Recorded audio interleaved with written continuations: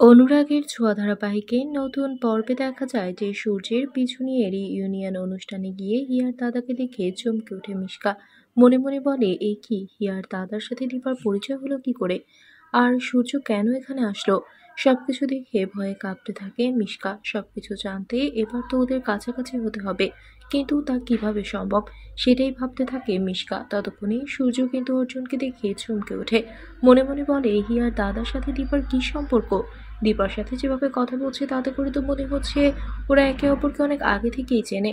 এরই মধ্যে সূর্যকে দেখে ফেলে অর্জুন, ছুটে এসে জড়িয়ে ধরে বলে, অর্জুন তুই কিভাবে আসলি? তবে কি আমাদের কোনো বন্ধুর হাজবেন্ড নাকি? দীপা তো অবাক হয়ে যায়, কোনো কথা বলতে পারে না। তারপরেও এগিয়ে আসে, অর্জুনকে বলে, অর্জুন দা তুমি এই কালপিটকে চেনো? দীপার কথা শুনে হতাশ হয়ে যায় সূর্য। কিন্তু অর্জুন বলে, এসব কি বলছো দীপা?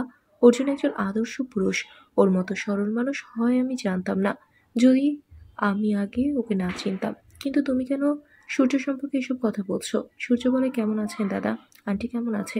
তাদের দুজনের কথা শুনে তো অবাক দীপা। কিন্তু ততক্ষণে ছদ্মবেশে মিশকা যে চলে এসেছে।